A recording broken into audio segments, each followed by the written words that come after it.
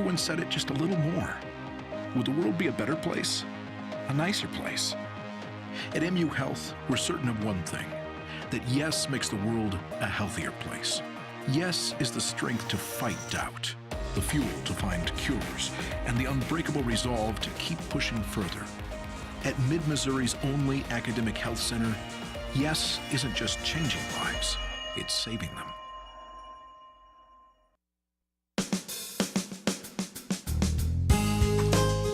Good morning and welcome to Radio Friends on Wednesday, October the 26th. It's good to have you with us today. We've got a very special guest who is in this studio all the time, Amy Simon. Good to have you here. Good to see you. Views of the News. Yes. And tonight, Views of the News is on every Wednesday evening.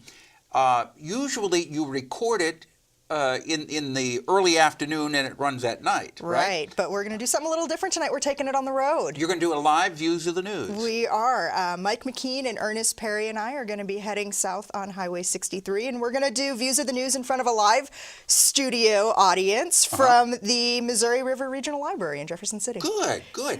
So the topic tonight, let me see, election? Yeah, we're gonna spend pretty much that entire half hour talking about what we've seen in the past month in the debates. And we've seen a lot. We have some things we never thought we would have seen in our own lifetimes. Even 2 years ago, I would have never imagined that topics of discussion during presidential debates would be what they are now. No, never would have. That we're talking about issues of character, and we're talking of issues of potential sexual assault or sexual activities, that things you don't think about in a presidential campaign. Right. We should be talking about the economy, talking about jobs, talking about domestic and global security issues. And here we are talking about personality issues more than anything else. So hopefully tonight you will have a cross-section of studio audience that will be giving their opinion on things? Well, our hope is to keep the first part of the conversation, that first half hour, between Mike McKean, Ernest Perry, and myself.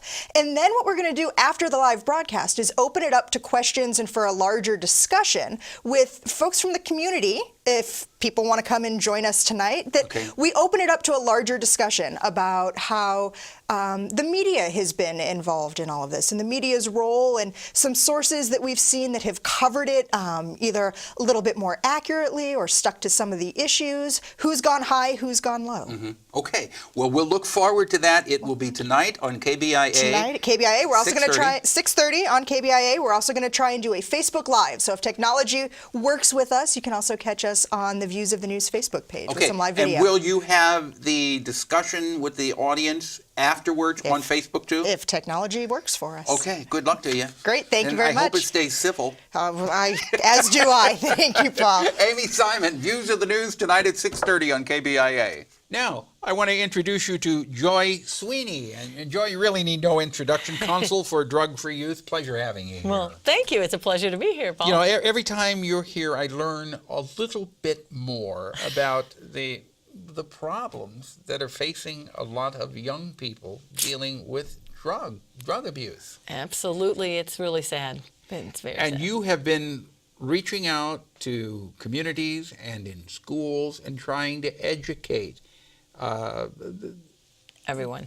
Yeah, I was going to say, not just the students, no, but teachers and parents also. Absolutely, and community members, you know, even if you don't have children or grandchildren in the schools, they need to be cognizant of what the challenges are, because drugs have just been so inundated into our culture. You know, I was just talking to somebody recently about how they had back pain and they went and they got a prescription and they got transferred from one prescription to the next prescription, and the next thing they knew, they were addicted. We did a segment. We were talking with author Judy Lobby, and she was addicted, and she said she still is. And once you're addicted, you're addicted. Right. But she was addicted to painkillers. Right. It is a very serious problem. You can become addicted and not even realize it. In a very short period of time. And that's what we have young people who have sports injuries, who get prescribed opioids, basically, or different pain meds. You know, I don't know the whole series. All I know is they are very addictive. They're very, in quite a short period, in 2 to 3 weeks, young people can become addicted. And then once they no longer have that prescription, then that's when they seek out other drugs such as heroin or other substances. How big of a problem is it with young people getting hold of someone else's prescription medicine and using it? Well, that's a very interesting question. That's why one of the educations that we're doing, as a matter of fact, we were standing at a street fair last weekend, or the weekend before last, passing out information as well as disposal, because everybody knows you can't just throw your old medicine in the trash. Right. So now there's these drug disposal bags, and different pharmacies are offering them with any prescriptions, as well as we offer them. We'll give them out. But all you do is dump your empty, unused prescription in the bag and shake them with water, and you can throw them away. It dissolves the narcotic ingredients in the pills. I thought you couldn't. I thought you had to dispose of it in a different way, that you couldn't put it down the sewer system. No, not in the sewers. There's bags. There's a bag, and inside are these little beads. I wish I would have brought one. I didn't bring one with me today, but they're little bags, and inside the bag there's these beads that when you mix them with water and you put the pills in it, it takes away all the narcotic ingredients in the pills and dissolves it, so that then you seal up the bag and you can throw the bag in the trash.